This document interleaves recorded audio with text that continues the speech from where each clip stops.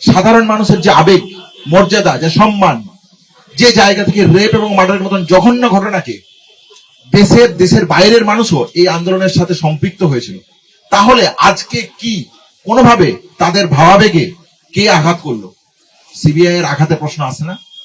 দেশের সর্বোচ্চ আদালত যার মনিটরিং এ তদন্ত চলছে, তার পক্ষ থেকে তার প্রতি পূর্ণ সম্মান রেখে বলছি, তার যে অবস্থান, তার যে কন্ট্রিবিউশন, সেই কন্ট্রিবিউশনের উপর প্রশ্ন আসে না? প্রশ্ন আসে না যখন স্বাস্থ্য দুর্নীতির তদন্ত চলছে, তখন রাজ্য প্রশাসনের পক্ষ থেকে যে ক্লিয়ারেন্স দেওয়ার প্রশ্ন ছিল, যে জায়গা রাখার প্রধান, যে সদর্থক ভূমিকা রাখার প্রশ্ন ছিল, সেই সদর্থক ভূমিকা কই আমরা দেখতে পেলাম না?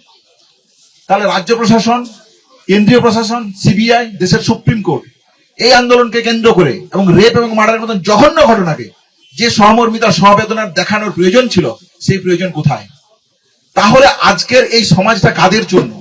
90 দিনের মাথায় চার্জশিটে কারা এই রাজ্যের বুকে বেরিয়ে ঘুরে বেড়াবে? সন্দীপ ঘোষ, তালা থানার অভিযোগ, যারা জঘন্য ঘটনা, রেপ এন্ড মার্ডারের মতন ঘটনার কে এভিডেন্স টেম্পারিং এর ঘটনায় অভিযুক্ত, যা সিবিআই চার্জশিটে উল্লেখ রয়েছে। স্বাস্থ্য দুর্নীতির সাথে যারা সরাসরি জড়িত, আরজিকর মামলাতে, আরজিকরে যে দুর্বাতায়ন চলতো, যে দুর্নীতির চিত্র উঠে এসেছে, সারা রাজ্যবাসী দেখেছে। সারা রাজ্যবাসী এই স্বাস্থ্যের দুর্নীতির জায়গাকে প্রত্যাখ্যান করেছে তাদের আন্দোলনের মধ্যে দিয়ে, তাদের প্রতিবাদের মধ্যে দিয়ে। তাহলে আজকে স্বাস্থ্য দুর্নীতিতে যদি এই পরিমাণ গড়িমসি থাকে, তাহলে এই রাজ্যটা কাদের? এই রাজ্যটা আজকে 90 দিনে সিবিআই এর চার্জশিটের ব্যর্থতার পর সমস্ত ধর্ষক খুনিদের কাছে মুক্তাঞ্চলে পরিণত যাচ্ছে, এই বার্তা যাচ্ছে। স্বাস্থ্য দুর্নীতিতে যারা অভিযুক্ত, তারা এই রাজ্যের প্রশাসনের ঘুরে বেড়াবে, এই রাজ্যটা তাদের কাছে যাচ্ছে। নাগরিক সমাজ, জুনিয়র ডাক্তারকে আজকে ঠিক করতে হবে আমরা কোন পক্ষে থাকবো। জুনিয়র ডাক্তাররা তাদের পক্ষ কলকাতার রাজপথে বারবার দেখিয়ে এসেছে, আমরা এরপরেও তার সেই পক্ষ দেখাবো। হ্যাঁ, আমাদের সম্মিলিত বডি মিটিং আমরা ডেকেছি, অতি দ্রুততার সাথে সেই পদক্ষেপ আমরা রাখবো।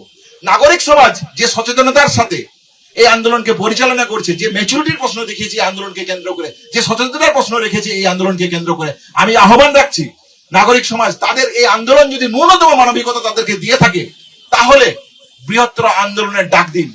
জুনিয়র ডাক্তাররা আকুণ্ঠ সমর্থন থাকবে সেই আন্দোলনের প্রতি। জুনিয়র ডাক্তারদের পক্ষ থেকে অতি দ্রুততার সাথে আমরা মিটিং ডাকছি এবং আমাদের এই আন্দোলনের পর কর্মসূচি, এই রাজ্যকে আমরা দুর্বাত্যনের রাজ্য হতে দিতে পারি না। আমরা চাই একটা সুষ্ঠু সামাজিক সমাজ, যে রাজ্য বিদ্যাসাগরের রাজ্য, যে রাজ্য রামমোহনের রাজ্য, যে রাজ্য প্রীতিলতার রাজ্য, যে রাজ্য নেতাজির রাজ্য, সেই রাজ্য আমরা চাই, সেই বাংলা আমরা চাই। তাহলে নাগরিক সমাজের শুভবুদ্ধি সম্পন্ন মানুষের কাছে আমার আহ্বান, আপনারা এগিয়ে আসুন। জুনিয়র ডাক্তাররাও পাশে থাকবে।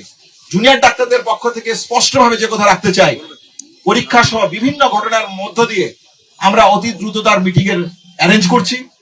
কালকের মধ্যে আপনারা আমাদের অবস্থান, আমাদের কর্মসূচি, আন্দোলনের পরবর্তী রূপরেখা সম্পর্কে সুচিন্তিত মতামত আপনাদের কাছে রাখবো। এবং এইখানে যারা সাধারণ মানুষ আছেন, তাদের উদ্দেশ্যে আমি বলতে চাই, আপনারা ঠিক করুন, আপনারা ভেবে দেখুন যে আপনারা কোন পক্ষে থাকবেন। রেপ এবং মার্ডারের মতন জঘন্য ঘটনাতে এভিডেন্স টেম্পারিং এ যাদের অভিযোগ, সেই অভিযুক্তদের দিকে, স্বাস্থ্য দুর্নীতির যে চিত্র উঠে এসেছে, আপনারা এখানে পরিষেবা নিতে আসছেন, তাহলে আজকে আপনাদেরকে পক্ষ নেওয়ার প্রয়োজন আছে। আমরা ঠিক করেছি কোন পক্ষে থাকবো। নাগরিক সমাজের কাছে আমার আহ্বান, আপনারা এগিয়ে আসুন। জুনিয়র ডাক্তাররা তাদের সম্মিলিত বডি মিটিং এর মধ্য দিয়ে তাদের কর্মসূচি, পরবর্তী রূপরেখা অতি দ্রুততায় আপনাদের সামনে রাখবেন। ধন্যবাদ।